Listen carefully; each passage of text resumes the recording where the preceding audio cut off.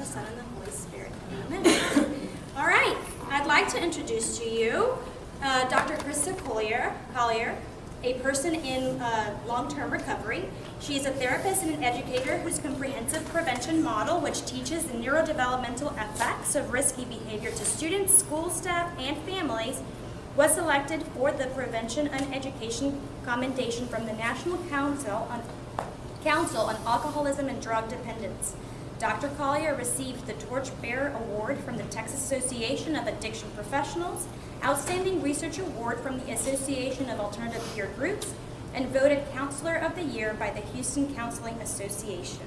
Please help me in joining, and please help me in welcoming Dr. Collier.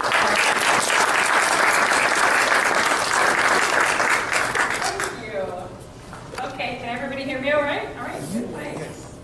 So I am really honored to be here with you guys tonight. And what we're going to do is we're going to talk about the brain. I'm going to give you a primer of what you need to know as a parent to understand your child's neuro whereabouts. So let me just introduce that concept. I wrote a book called The Neuro Whereabouts, The Neuro Whereabouts Guide. Being a brain-savvy parent means knowing where your child's neurodevelopment is and parenting toward that. So I'm going to briefly talk about what that is. In this book, I researched 18 different high-risk behavior, and I graphed them according to when they show up, so that you know, okay, when should I have the conversation with my child? And then when you read and think, oh my God, I have to talk about that now, oh, don't worry. There is a easy to follow checkbox and a script for you. So what I'll do is I'll pass this around. I've got it in English, and I have a Spanish version up here if anybody wants to see that as well. It is available on Amazon in English and Spanish. I also read it out loud. And so it's on Audible if you're a listener like me. But I warn you, you'll listen to me talk for 14 hours straight because it's a 400-page book. But I wanted that option.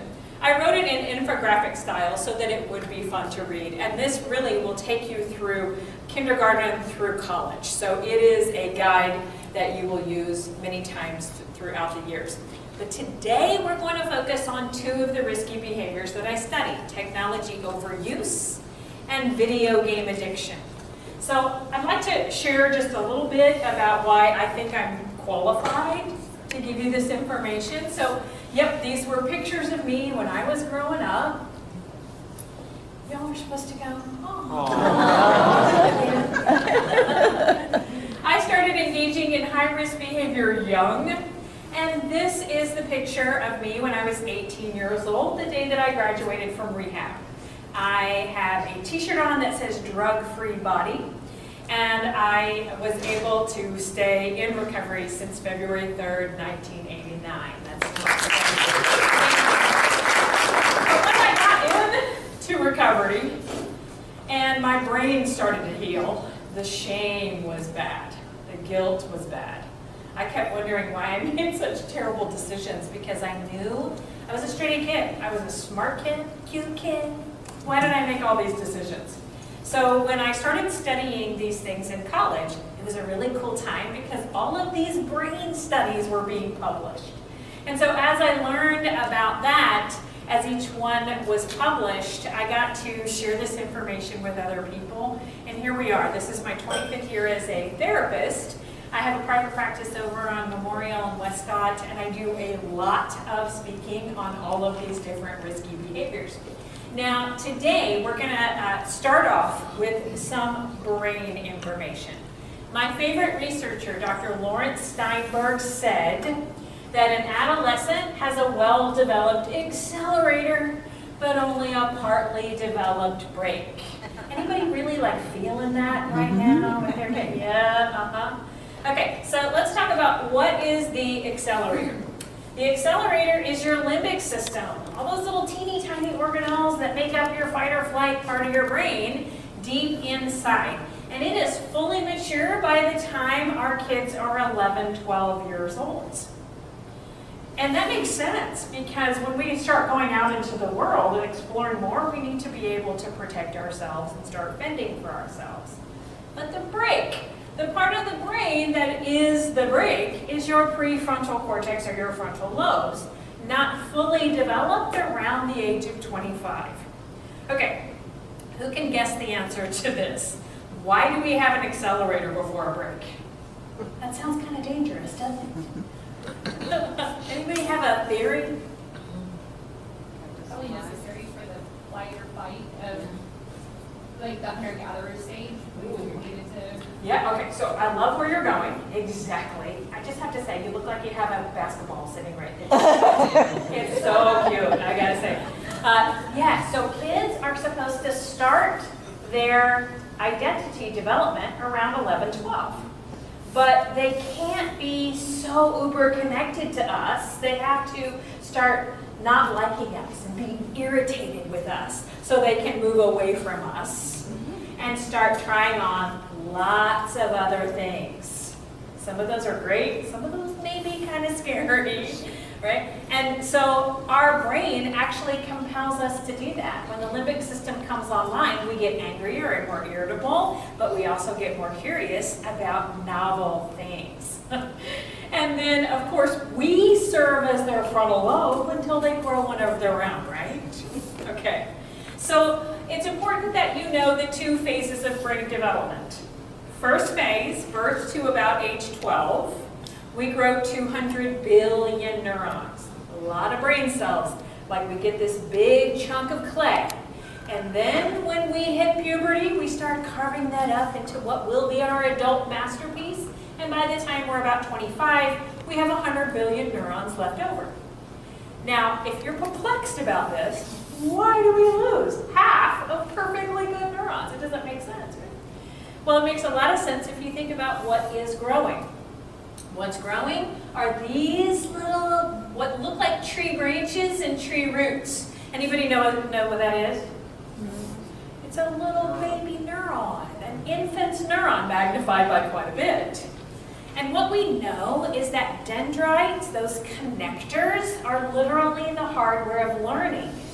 So every time that you learn something new or practice something, you grow more dendrites that reach out to other cells, making these long networks of connections in your brain. Now, this is such a cool slide. It's my favorite one because this shows you all the way up to age 2. Isn't that cool? All right. Now, we don't know what skill this is, but that's the hardware of the skill in the brain. So cool. Now, what happens is we need room for those. So we start pruning away cells in that second phase of brain development so we can grow more of these. And they get connected. By the time we're 25, every neuron in our brain is connected to 10,000 other neurons. Now, of course, what they do, they have to fit in our skull. So they squish down and make those funky wrinkles and grooves in our brain. Babies actually have a smoother brain. And so when we grow these skills, our brain gets wrinklier. These are good wrinkles though, right? We want this. So here's what I want your battle cry to be. So I'm inviting you to be a little silly with me to help you remember this. But here is your battle cry. Dendrites, dendrites, dendrites. Let me hear it. Dendrites, dendrites, dendrites. Now you're going to remember this forever. Dendrites, hardware of learning. Here's what it looks like. The darker the color, the less gray matter. So it shows you the cells are pruning, but the darker the color, the more dendrites, those white matter, the connectors. So you can see that we have a frontal lobe when we're younger. It's just young and immature. We rely on our parents, our teachers, frontal lobes, so it's okay. But by the time we get to that second phase, we see the thickening really kicking in. We have about 10 to 15% of our frontal lobe at that age. Anybody got a 12-year-old?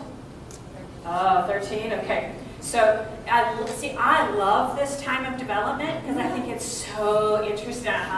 So when you're like 10, 11, 12, you have just enough frontal lobe to start arguing irrationally. but not enough frontal lobe to have the empathy to realize how annoying that is for your parents. But I want you guys to hear, that means they're developing normally. You want to see a really big increase in arguing. That helps them develop higher level thinking skills. I know you're like, oh, she's black. Okay, by the time we're 16, we've got 45% of our adult brain. Isn't that scary? Because what do we give them a license to do? Right. With half a brain. Literally why we get in more accidents the first 2 years of driving. I really, that's my truth. I had like 4 accidents.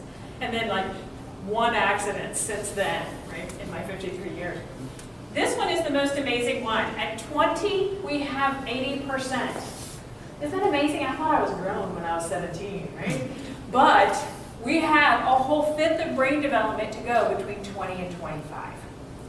Okay, so the brain has a rule that it uses to decide which cells stay and get connected and which cells get pruned away.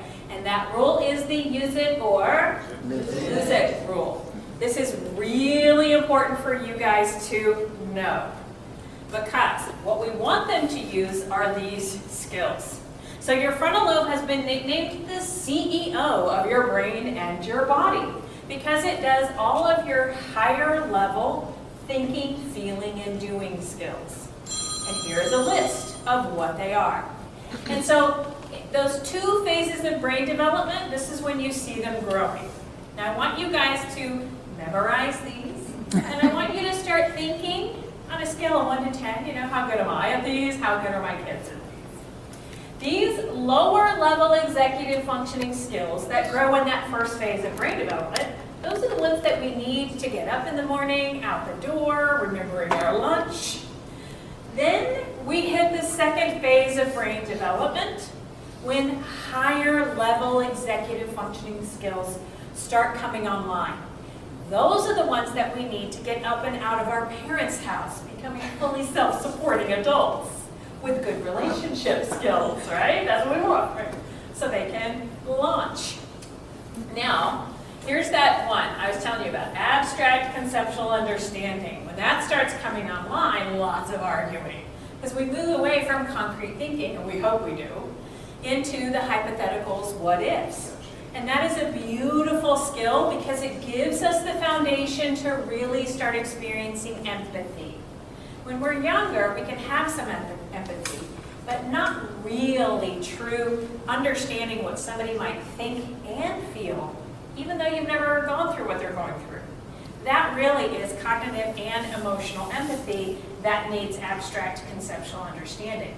Okay, let me test you guys. There is one skill among these 2 lists that is the #1 predictor of adult success. Which one do you think it is?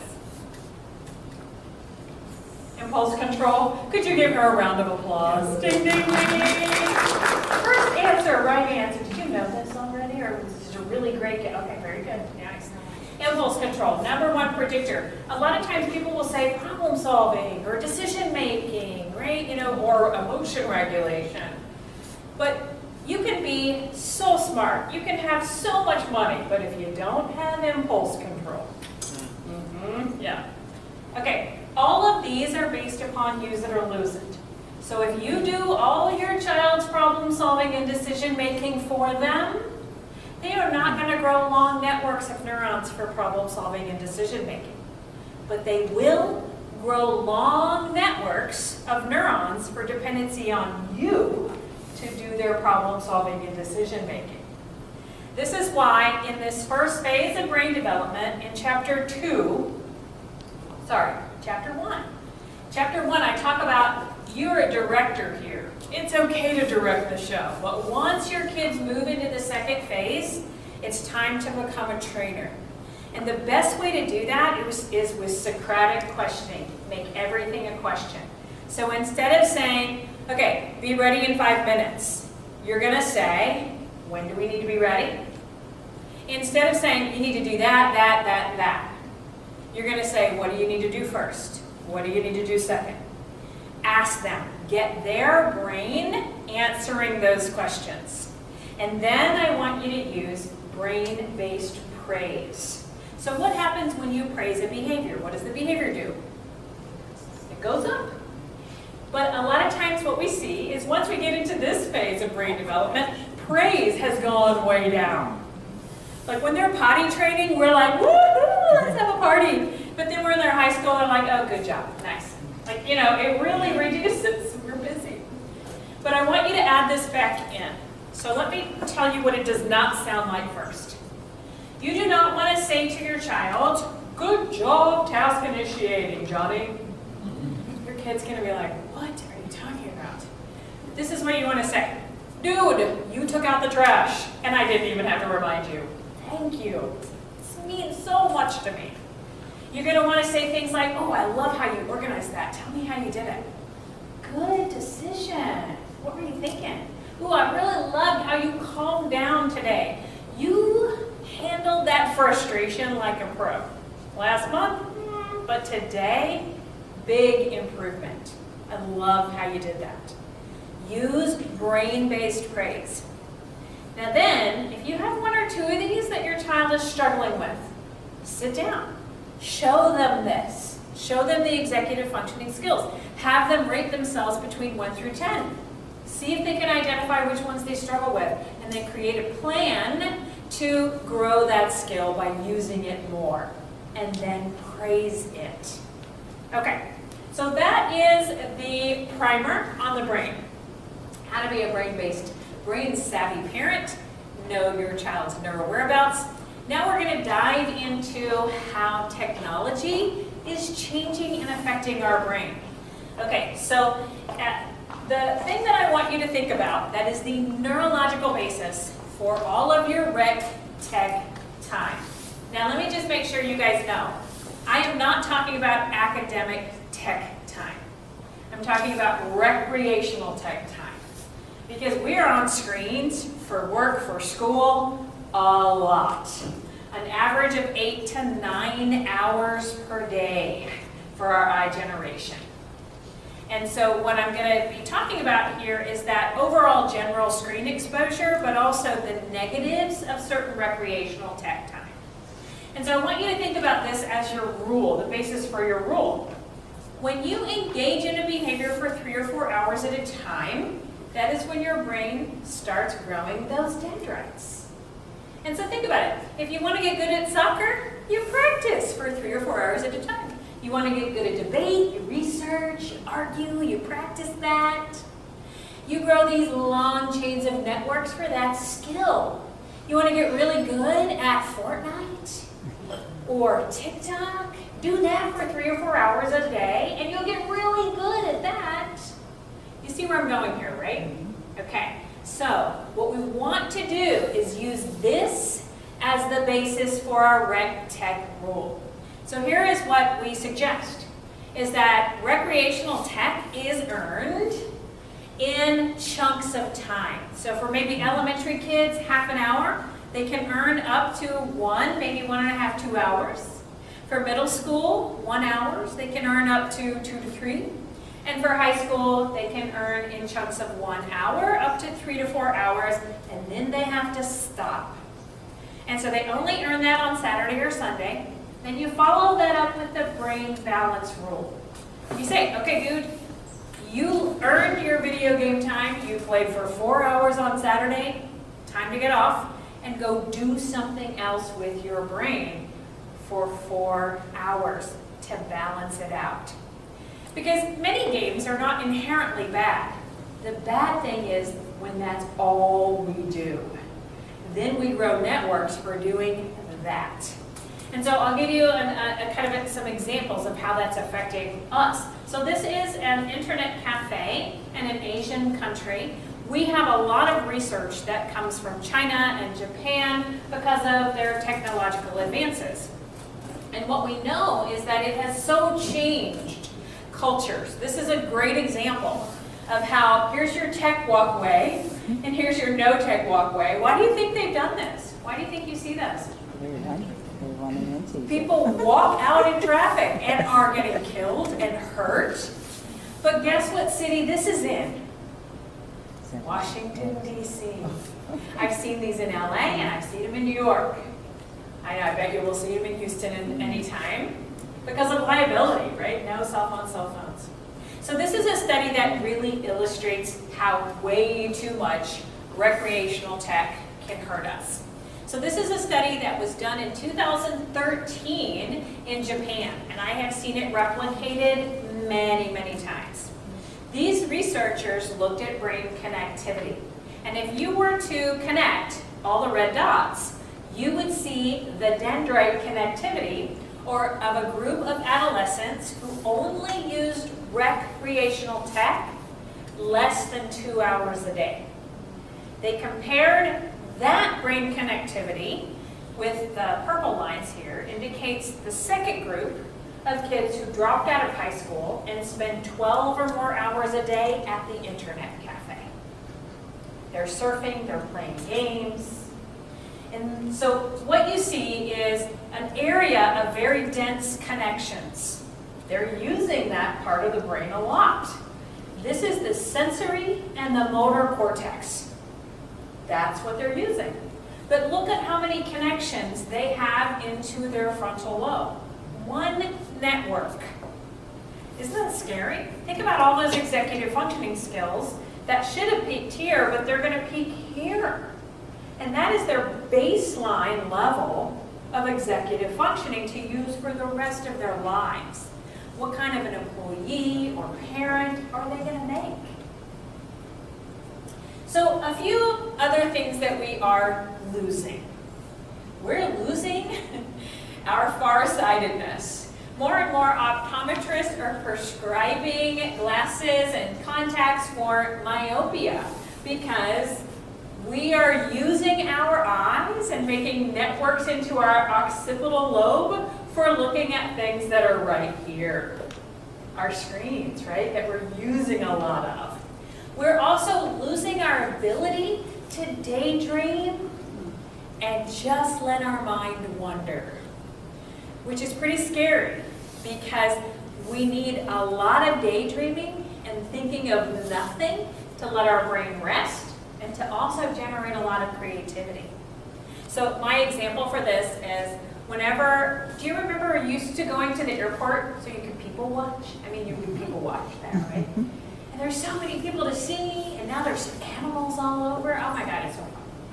And I'm going to the airport tomorrow, so I'm thinking about like where I want to eat and all this. Like, okay, today, if I sat and people watched, people would think I was creepy, right? Because everybody does this. I watch kids sit at tables when they used to awkwardly introduce themselves to each other and talk. Now what do? Yeah, they're on their phones. These connections for connection are not happening. We're also losing our ability to navigate the world. Yeah, who used GPS to get here tonight? I'm so glad. Now I did, because I'm a long way away. But how many times do you use it when you know where you're going? Right? Because you want to see what the traffic is like. Right? But please teach your kids how to use a map. I had a kiddo, one of my clients, figured out how to call me. My phone number is on my website. She called me. She was so lost. She couldn't reach her mom. She borrowed somebody's phone. She knew to call me. I found out later she was 2 blocks away from her house. Her mom was laughing, but she never paid attention. And if you don't pay attention, does it get into your memory? No, it does not. Okay? So, speaking of attention and memory, these little guys right there are your hippocampi, your hippocampus. That is where we store all of our memories.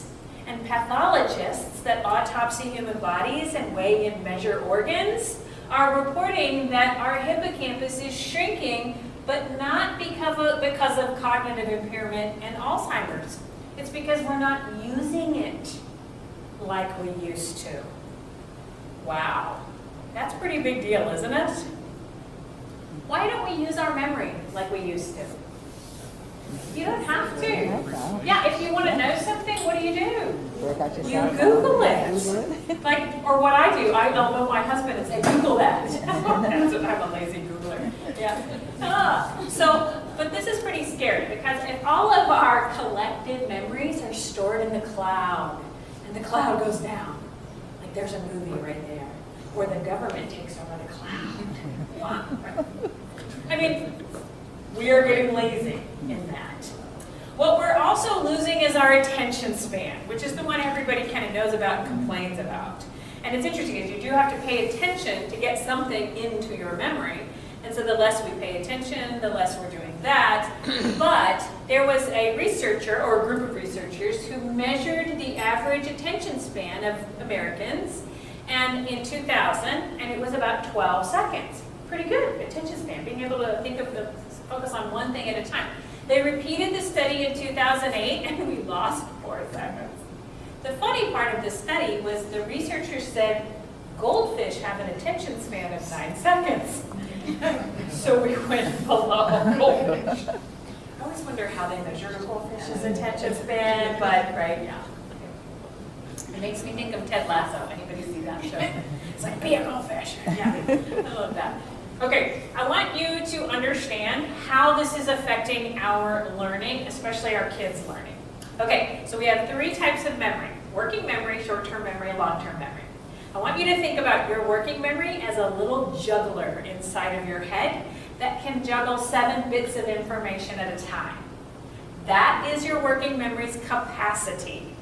And so if you don't believe me, remember when we went from 7 digits in our phone number to 10? They added the area code and you couldn't remember a telephone number to save your life anymore, right? Okay, that's because it exceeded your working memory's capacity. Now you have to chunk it, right? Or write it down or do something to help you memorize it, to move that into your short-term memory, which gets dumped into your long-term memory when you really create a good memory for that. And then you just have to get the file out, right, when you need to. But there are so many things that are competing for those 7 bits of information today that we get overloaded really easily. And when we get overloaded, what happens to all those balls that our little working memory is juggling, right?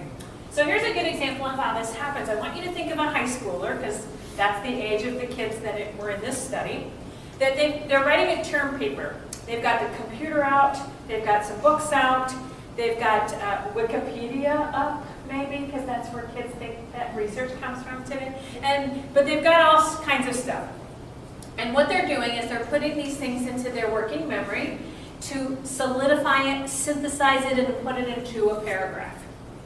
But if that child gets a notification, like a text message, what happens to exactly all of those balls fall? You guys have experienced this all, because you go back and you go, okay, what I was doing, it's like you have to put all the balls back in the air.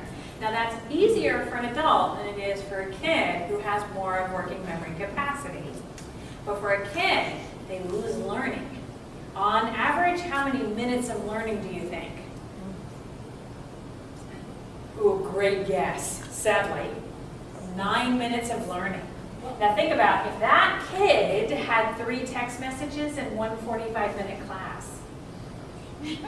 This is what's happening.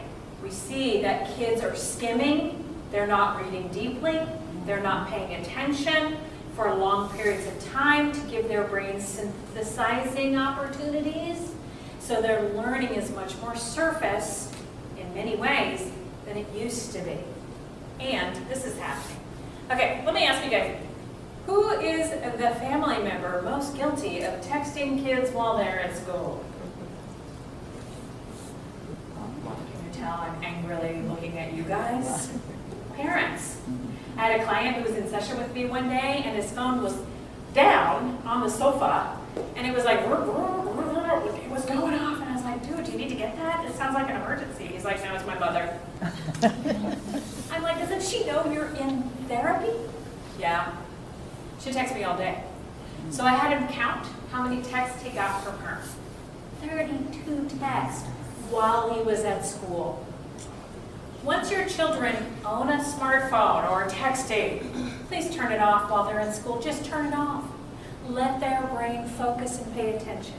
I do have to say we are very fortunate because our kiddos who do the phones, they turn them in first thing in the morning, and they do not get them back until they leave recess. Yes. So we are very fortunate with that. Yay! Can I just give them a huge round of applause? Love. What I see happening in the world is more high schools are adopting that too. Right? Isn't that great? Like the Woodlands Christian School, they have those little pouches that zip up, or they're electronically, and they can't come open until you leave. I love that too. And so being distraction-free when you're learning is really, really critical. Okay, so this is my favorite researcher on this topic. Her name is Dr. Jean Twenge, and she wrote a book back in 2018 entitled iGen, Why Today's Super Connected Kids Are Growing Up Less Rebellious. Just saying, because they go out less, okay? Not that they're actually less rebellious, they just don't have the opportunity because they stay at home more. They are more tolerant, less happy, and completely unprepared for adulthood. I know, right? Scary book, right? So I just want you guys to know this is a really thick, research-heavy book that is kind of boring to read for most people. I loved it because this is one of my topics. And so what I did is I created a 2-page cliff note. Don't tell her I did that.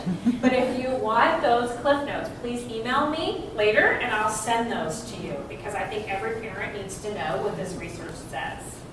But the most striking statistic that you have to know now that comes from her research is that our iGen is experiencing more depression, hopelessness, meaninglessness, and suicide risk than any other generation that came before them since we've been collecting data on these points.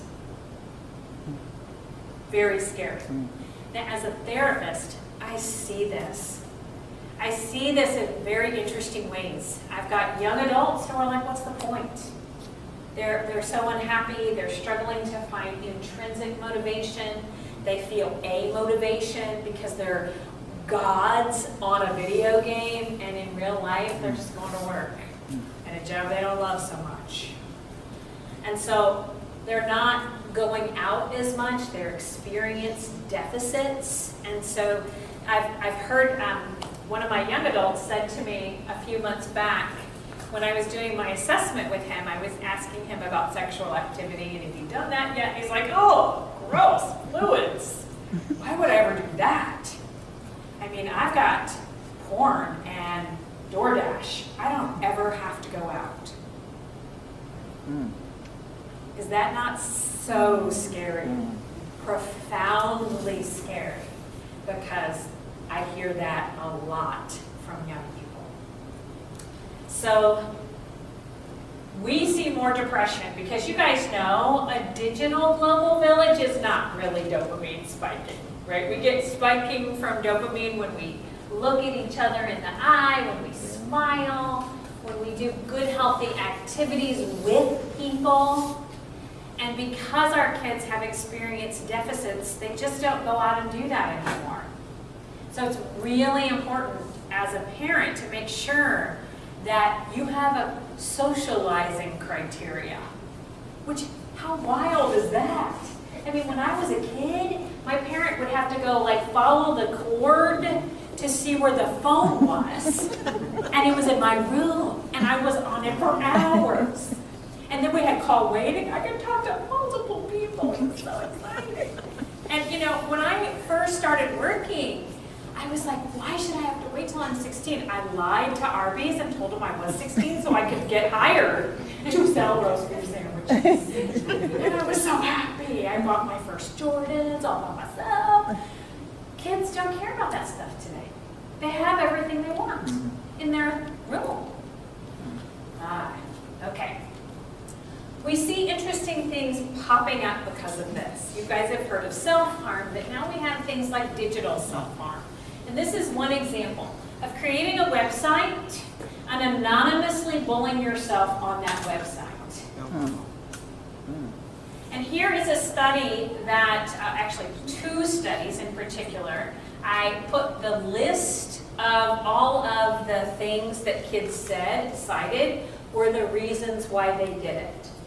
But here's some other ways I see kids doing digital self-harm. One of my other clients, he has really struggling with self-esteem and self-worth, lots and lots of anxiety, 15 years old, has trouble introducing himself to people. So we have this goal that he's going to meet one new person every day, and he's got a big school, so it's possible to do that.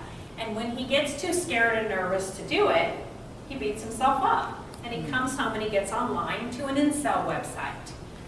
Anybody heard of incel sites before? They're so gross. So when I didn't know about this until he shared it with me, and then I looked up some of the sites that he gave me. Incel stands for involuntarily celibate. It's a lot of guys, usually, on these sites that believe that they are defective or not attractive or unintelligent and will never be able to mate. So they go on these threads and complain very misogynistically, angrily, victim kind of thinking. And I asked my client, dude, do you feel better when you go on there? He's like, no. I said, then why do you do it? And he said, because then at least I'm not alone. So he believes this about himself, and he really has a very skewed view of himself, because he doesn't have a lot of people that are reflecting himself back, right? And so when I did his assessment a year and a half ago, I always ask now, how many family meals do you have? Which I never thought I had to ask that before. But this particular person said none. We don't eat together unless it's like Thanksgiving. Everybody gets their own food and goes to their separate bedrooms. Not even face-to-face family contact. And what we know is when family dinners decrease, high-risk behavior and depression and anxiety go up. If you just increase family meals, traditionally and consistently throughout the week, you actually have less risky behavior in kids, happier, more connected kids, just by eating together. And it doesn't have to be a big production meal, right? Chick-fil-A in the car on the way to soccer. It's a little tradition. So we see that anxiety is going up, and there's a few reasons. The first reason is experience deficits. They don't go out. I remember my very first car. I drove to the gas station. I was going to go get gas. I was so excited. And then I was like, where do I put the gas? And I didn't know. And I was looking around, and I saw someone pull their license plate down. Thank God I saw that. Because then I went like, oh, there it is. So I was so excited. But I remember like experiencing a panic attack because of that. And then the next time I went to the gas station, calm, cool, and collected. We all have anxiety when we do something for the first time. All of us. But if we get anxiety and we avoid, we get anxiety and avoid, get anxiety and avoid, then we're growing long networks of neurons for avoiding anxiety. I hear a lot of parents say, but I don't want my kid to feel anxiety. Why? Anxiety is healthy. Anxiety is just low-grade fear. When anxiety gets too high, it can be overwhelming and hurt our performance, but we need to go experience it to grow those coping skills. Here are some other reasons why anxiety goes up. When we stay connected to screens, our brain's activity stays really active. It takes 2 hours to get off of a screen for your brain activity to start going into waves that make you sleepy and calm enough to go to sleep. We also see that staying attached to screens all day, we can even think about it when we shut off the computer. Does anybody in here have email anxiety besides me? Okay, good, thank you. And when you go on vacation, it's like, oh my God, right? It just never stops.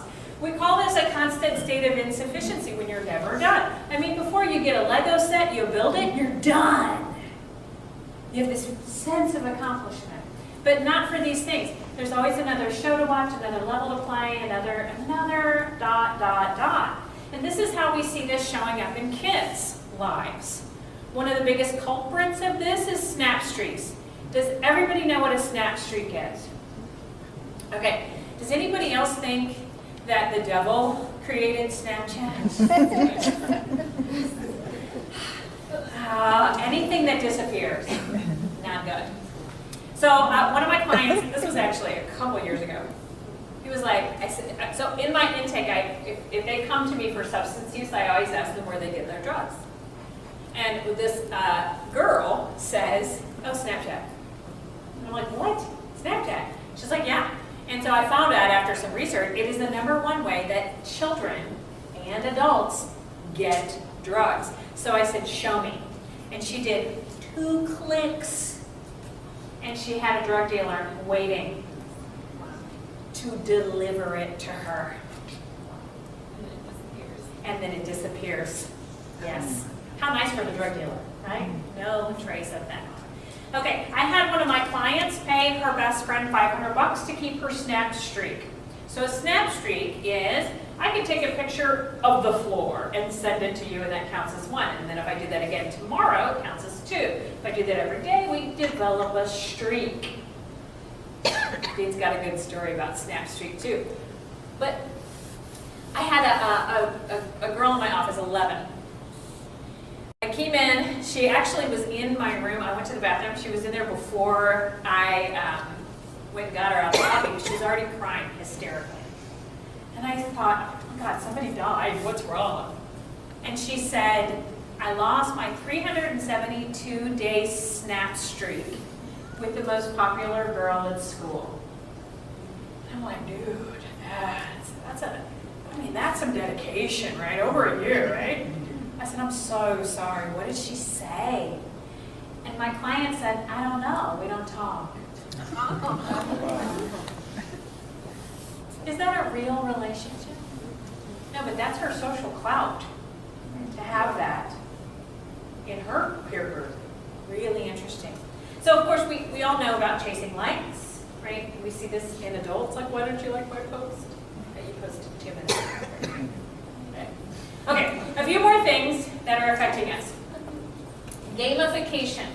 So, technology companies are using the mechanics of gaming in everything. You guys see them in education things? Like everything you do to learn today is a game. And what this does, though, is it makes everything an extrinsic motivator. Not inherently terrible, because we all work for these, and it's pretty normal. But what we're not doing is cultivating intrinsic motivation and learning how to do things just because we love to learn and want to do them. This is creating a motivation, loss of motivation for humans. When we don't have motivation, drive, and purpose, we get depressed. We think life is meaningless. Gamification is tech companies using gambling mechanics within their games to make them more addictive, but to also rope you in, like those free-to-play games, right? Like all these little microtransactions for things that are so meaningless. And what we see is that tech companies know that only about 1.5% of total users purchase these stupid little things, right? But they also know the majority of them are children. And they call them whales because they spend your money really easily. Another thing that really drives me up a wall is loot boxes.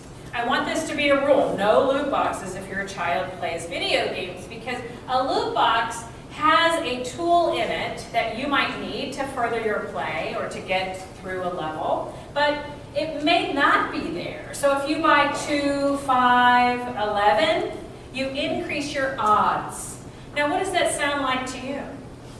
Gambling. Right? Exactly. This is why you should not allow loot boxes. And it would be illegal if you won real money, but it's not. Tech companies have been hiring teen testers for decades and hooking them up to EEG machines, heart rate monitors. What they're looking for is some indicators that dopamine spikes when they're playing the game. And then they report that code back to the manufacturers, who put more of that addictive code into the new games. Mass-produced addiction. And so if your child has, or you, have techno tantrums, this is probably a sign that their frontal lobe is not mature enough to handle that piece of technology. So I'm going to give you an example of a techno tantrum. This is a short video. You see this kiddo right here. He secretly filmed his big brother when his big brother got in trouble and lost his World of Warcraft account. Trigger warning, this is difficult to watch.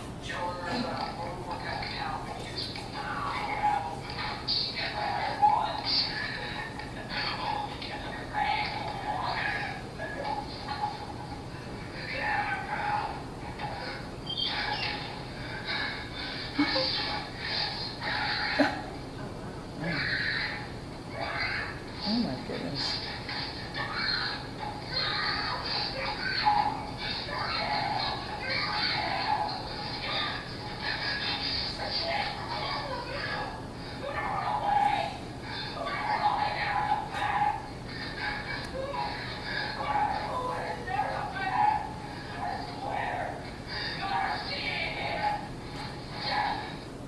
So I had to stop it there because he actually ends up with all his clothes off.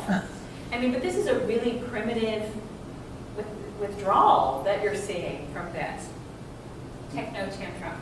So here are the symptoms of severe technology addiction. If you have one or two of these, maybe three, you may need to make some changes to technology use in your house. If you have in between 4 and 6, you probably will need a clinician like me to help you create a plan for modifying and shaping behavior. And if you have more than 7, you may need a treatment experience.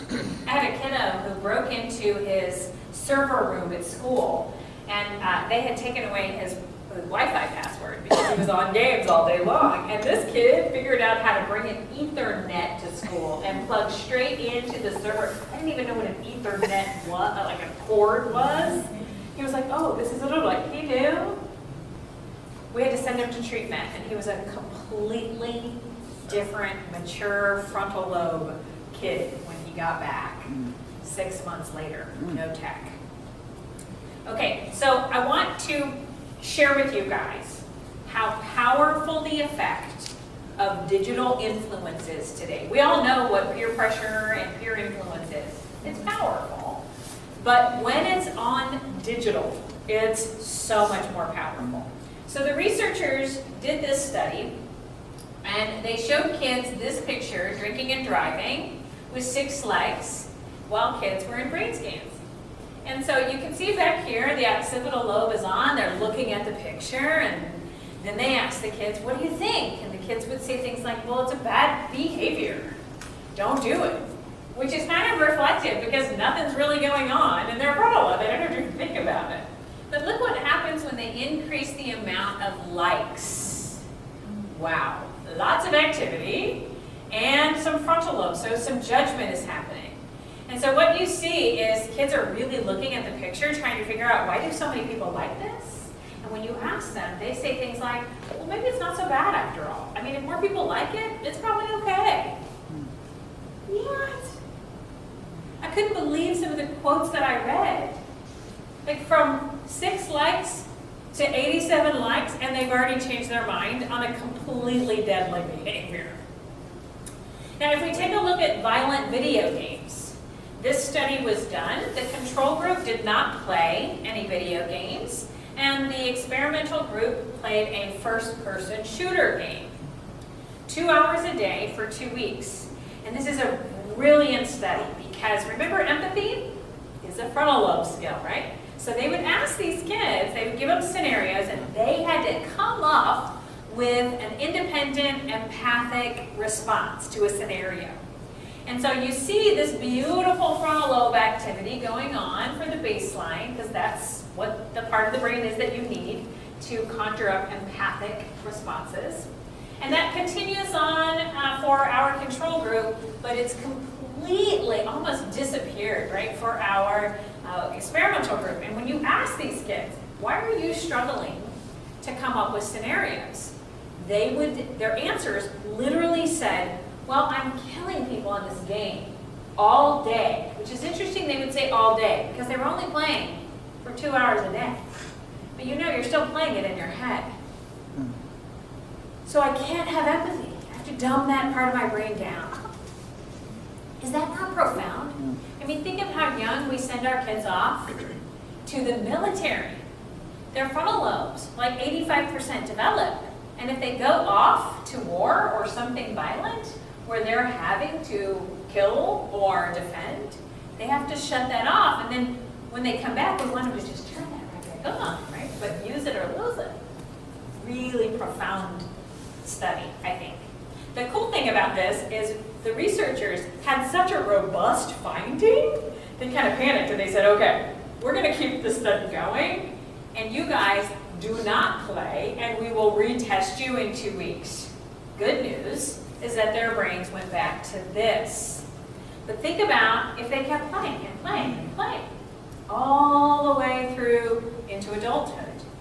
I had a client who was CPS called because he got in trouble for shaking his kid, and somebody saw it, and he's a video game addict. And he would tell me, I just want my kids to go to sleep so I can go play. He's looking at these beautiful children sleeping. He's like, God, go to sleep because I want to go play. He did not develop empathy because he was playing for hours and hours and hours since he was 8 years old. Way before parents really realized maybe that's not so healthy. Okay, so the last thing I'll talk about here, it's like a big elephant in the room, and that of course is pornography. We see that the average age of first exposure today is 9, and it's usually an accidental exposure. And this is how it sounds. A kid will show another kid on a tablet or a phone of a nude picture. I had 3 fourth graders this year who sent nudes.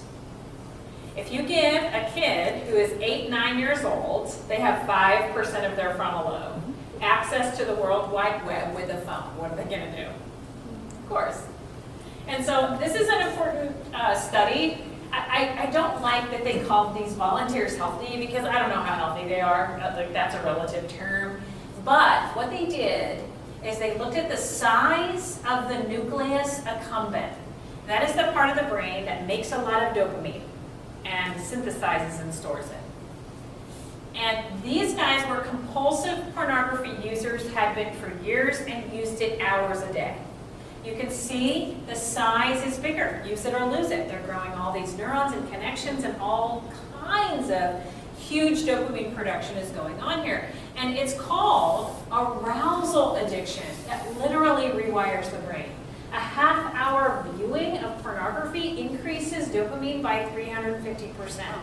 That's the same amount that cocaine does. Food increases dopamine by 150%. Or, sorry, 100. Sex is 150.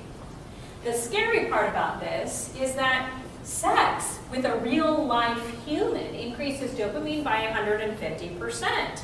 But if porn goes way past that, you see we're creating these networks and preferences for the screen images and not for real life.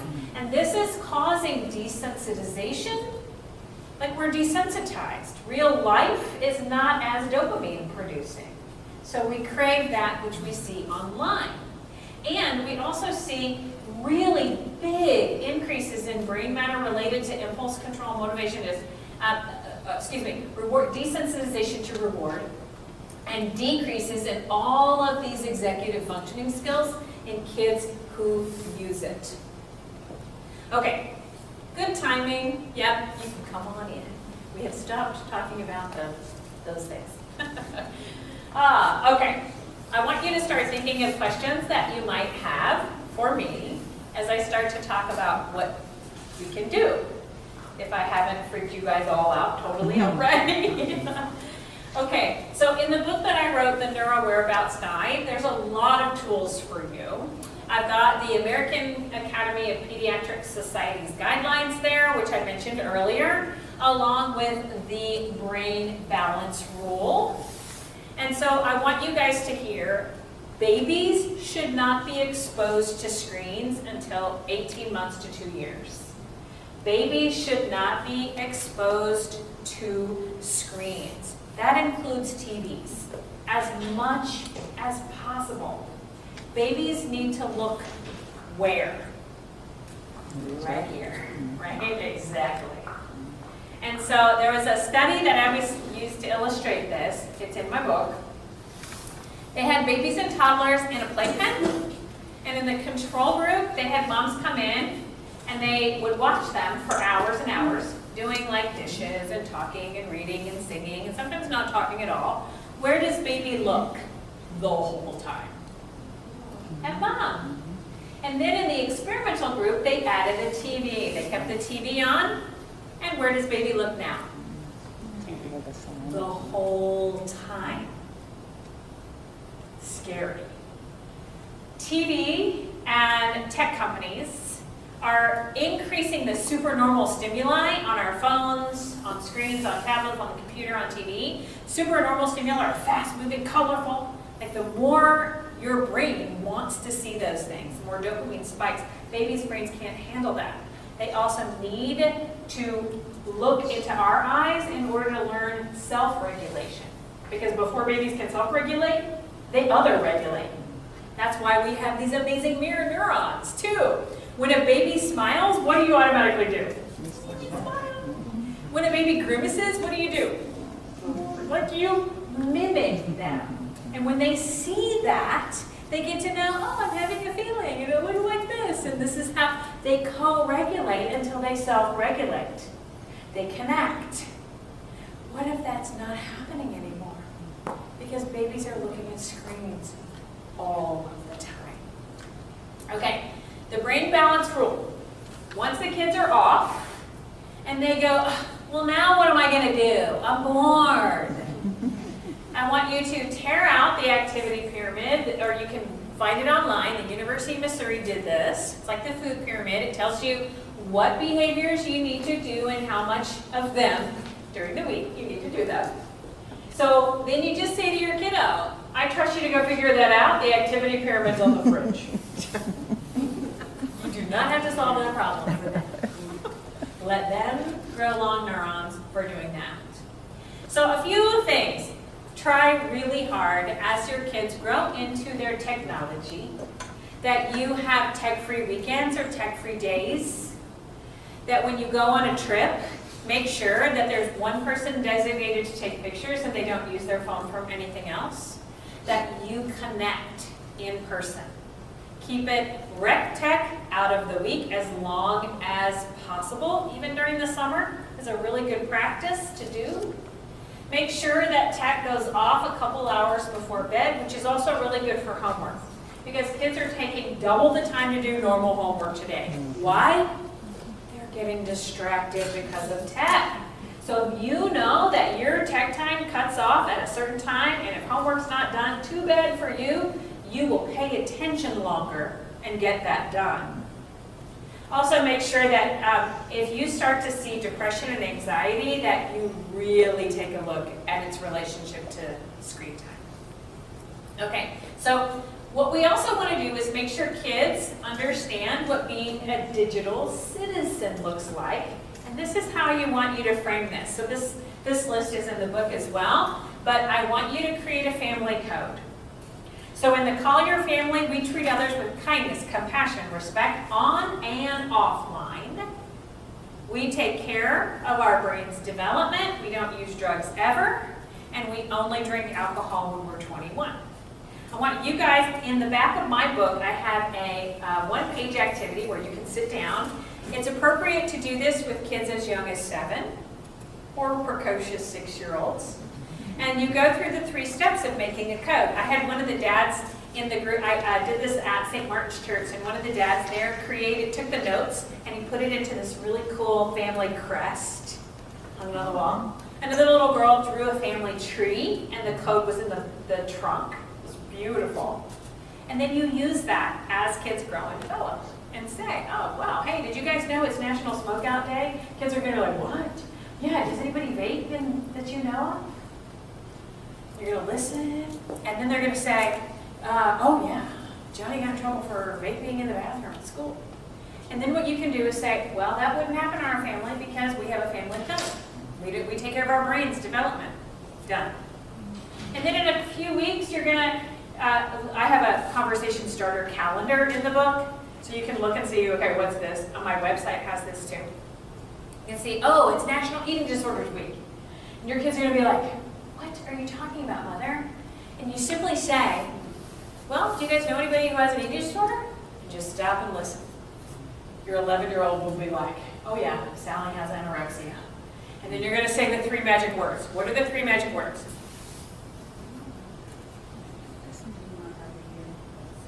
That sounds like more than 3 words. I couldn't hear them. Tell me more. Yes, can you give a round of applause?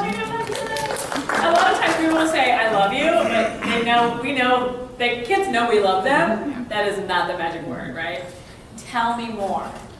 And then you let them tell you the story about what they know, and then you simply say, well, that wouldn't happen in our family because we have our family code. Research shows that when you talk about your expectation of how they show up in the world, digitally and in person, they're much more likely, 80% more likely to uphold their own family values, your family values, and refuse risky behavior. And this keeps you from lecturing. And it creates unity. They want to do this because it represents your family. And if things get bad, there's a behavior contract in there when kids get in trouble, and if they are having difficulty following the rules, there's a sample contract and a blank contract in the book. When they are, when their frontal lobe is smart enough to use the smartphone smartly. And then you should use the smartphone contract, also the driving contract. A parent actually at St. Vincent told me they used the driving contract, and their child lost the car because they didn't do what was in the driving contract. But that's important because it gives you a basis for your rules. Okay, so this is a list of technology that you can use to monitor your child's technology, because we're not iGens. Or most of us aren't. We need help doing that. My favorite one is right there, Parent ProTech. It will give you a really inexpensive subscription fee, and one of the startup owners is a Houstonian native. A lot of people like Bark because it uses a good algorithm to watch for risky words. And Teen Safe is good for setting geo limits when kids drive. If they drive outside the limit or they text and drive, you get a text that says, oh, what are your kids doing? And you can say, get right back here right now, or shut off their phone from your phone, which is what you want. You want that type of control. Children need to earn tech. They need to earn rec tech. They need to earn these privileges, which means they can also lose them.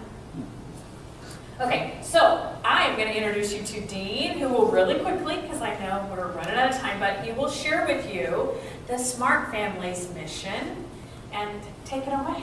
Awesome. Give her a round of applause, because she's so great. So, Smart Families is an initiative that we started at St. Vincent de Paul, just a group of parents that just really felt strongly about this issue about cell phones, not particularly a dumb phone, but a smartphone. And that looming question that's kind of at every parent's heart, kind of at some point. And based on like what I'm seeing at schools, not only what I'm seeing, but like statistical research and Pew surveys are showing that most parents, like 70 to 80%, kind of feel like smartphones have a negative effect on their kid. And that's what they're kind of feeling. But something happens around 6th grade. This little guy's getting a phone, maybe some other neighborhood, Sally's getting a phone, Johnny's getting a phone. And it seems like more and more kind of just chip away at that peer pressure. And it's easy to feel that you're the only one that feels that way. And maybe that there's something wrong. The reality is, that's a myth. But all it takes is a little bit of leadership. All it takes is a little bit of courage, and just at a community level, to just stand up and say, not here, not yet. Not until our kid is at that age where they can handle it. And that's why we developed the Smart Pledge, is just to help flip that peer pressure back the other way. Not to be a virtue thing, not to be like, oh, look how good we are. No, because if I could, I would start, like, we would start this program like years ago so everyone could be on board, but we have to start somewhere, right? And so the whole point of the pledge is so parents here can stand up and say, not here. Not yet. And that's not only here that's happening. We're launching this program at 18 of the Catholic schools in the Galveston-Houston diocese, which is amazing. And there's plenty of other schools that we are wanting, but they're on like a wait list, right? In the archdiocese. I guarantee you within a year, we're going to get all the schools in. I think that's a really believable and attainable goal. And there's other schools outside the diocese that are already looking into us and want us to come out that way. And we want to be there. We want to do this. And we're not the only ones that are doing this. Like, there's a whole town in Ireland that voluntarily gave up their cell. Like, we're not giving our kid a smartphone until after 6th grade. I think they wanted to go towards high school.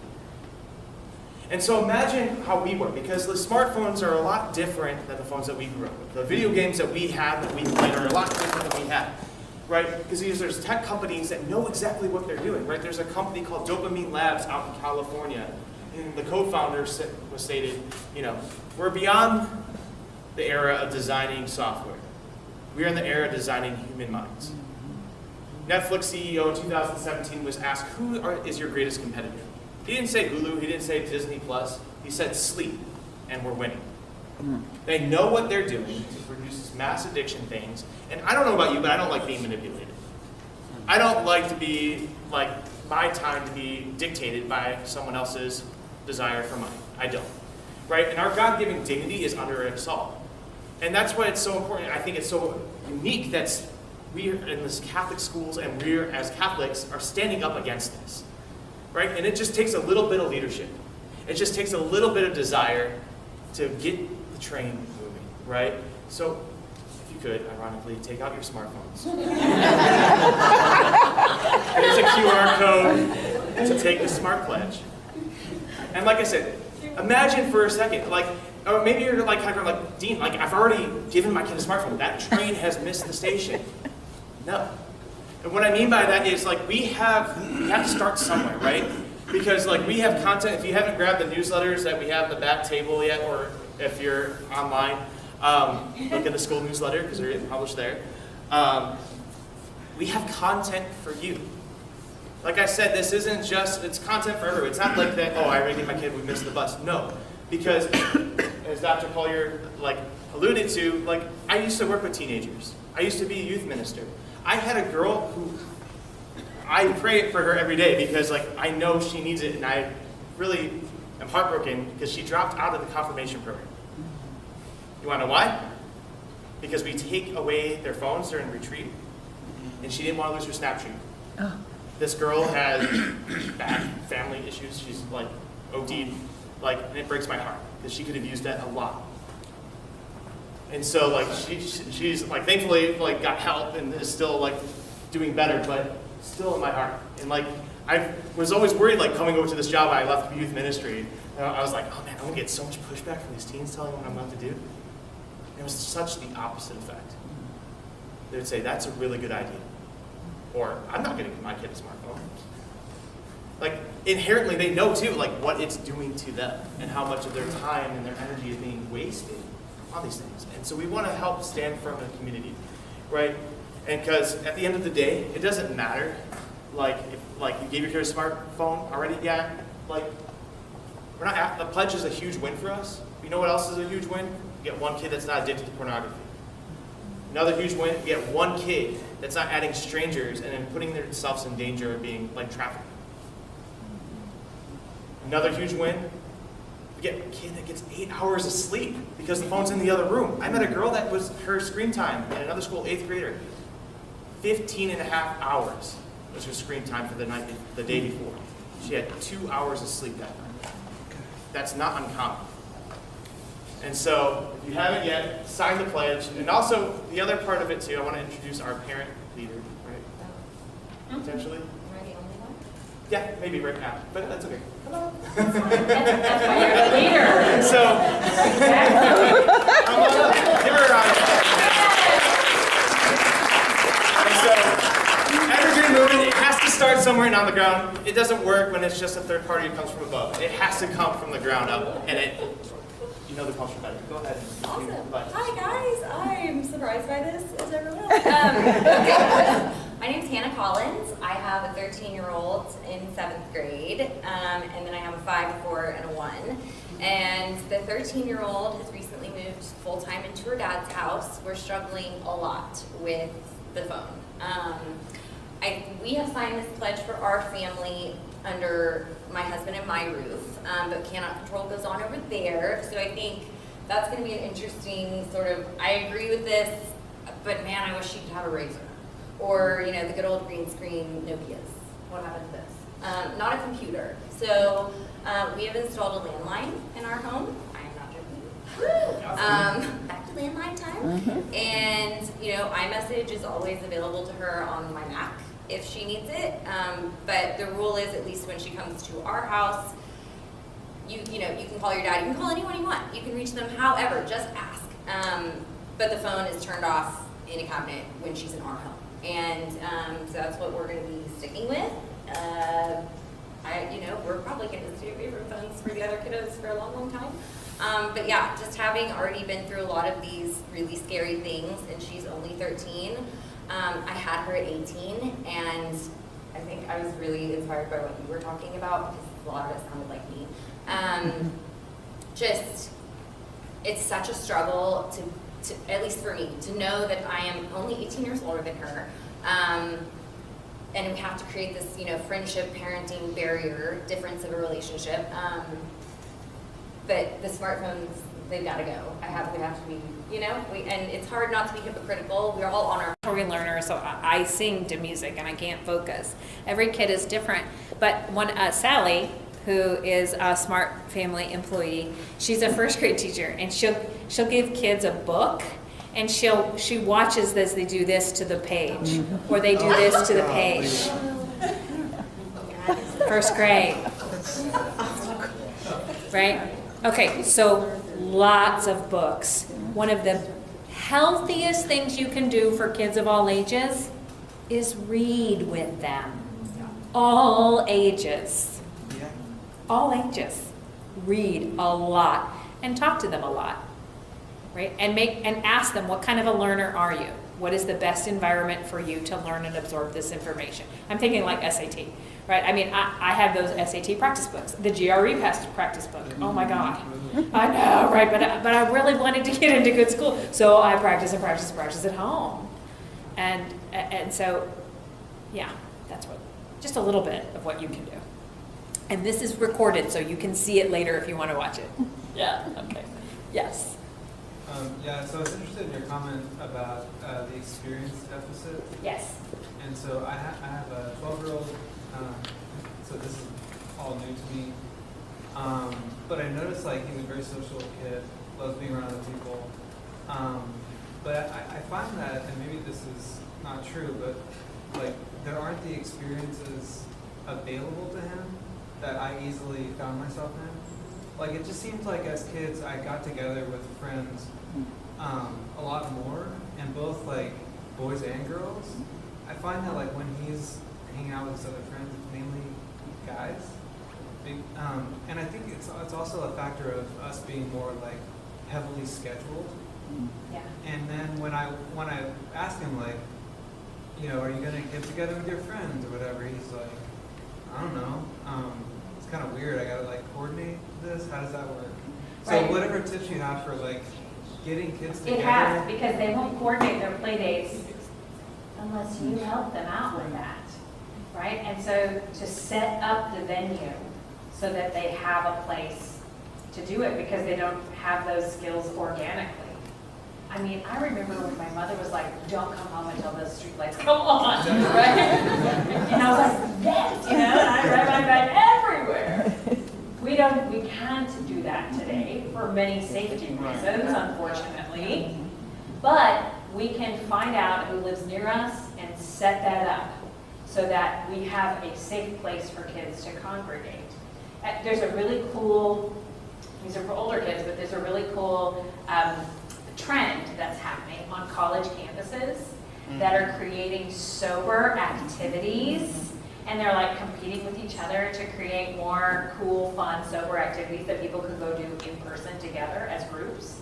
Isn't that, like, how novel is that? Like, we should just do that naturally, right, in high school. But because of experience deficits, they don't have those skills. So I think saying to your son, Okay, like, dude, middle school, like if you graph how many friendships you have over a lifetime, you get to middle school and you see this big, and then it goes down from there. Because as we get older, we want quality over quantity, right? But middle schoolers have the most friendships, the most conflict in friendships at any other developmental time in our lifetime. But because of COVID and experience deficits, that has shifted. So we see regressions in our 14, 15, 16-year-olds who were middle schoolers when COVID happened, and screens, too much screens. Like they have big, huge experience deficits. So we have to orchestrate play dates. I don't think you should call it a play date. Right? You may be like, you know, but like, we're gonna socialize, kid, let's go. And you are required to. So I always tell parents, require them to do pro-socials at school, 1 per semester. And a pro-social is a club, a sport, a job, whatever it is, it has to be with people. So you can say to kids, you have to do 1 in the summer, you have to do 1 in the spring, and 1 in the fall. And you can do whatever you want to do, but you have to stick with it, right? And so it's so interesting because in my 25 years as a therapist, my first half was spent with 15, 16, 17-year-olds who were using drugs and alcohol. Now, the second half is spent with now 7, 8, 9, 10, 11, 12, 14-year-olds who have experience deficit, pornography addictions. They have such bad anxiety that they get so overwhelmed and they have avoidance patterns that we have to break with them. Isn't that interesting? Like 2 totally different populations. Yes, great question. Yes, yes, yes. So obviously, there's a prevalent issue right now of, I don't really know how you would word it, of either overdiagnosing ADD, ADHD. You know, I feel like, no, some of these kids legitimately are ADD or ADHD, but we're also causing that. Right, the screens are causing it, the lack of attention. So, my daughter is ADHD. I can certainly remember when she was way more hyperactive than she is now.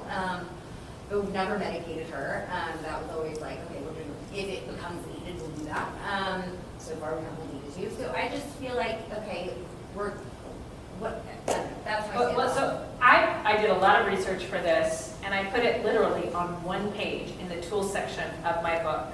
And because it's a balancing act. If you have a child who has debilitating ADD, medicating them can decrease academic and social problems, but you also increase addiction risk. A lot of the studies say it doesn't, more studies say it does. And so a lot of these medications are highly addictive. And so to remember this, attention has practice effects. The more you pay attention, the longer networks that you grow in your brain for paying attention. And so if you have to medicate a child, they should also be in behavioral therapy and or neurofeedback. Beautiful practice effects. Really good. Neurofeedback is wonderful for growing those networks in the anterior cingulate, which keep your frontal lobe and your limbic system connected. So really, really beautiful things out there. But you can also learn how to do those things at home. Teaching your children how to meditate and meditate with them.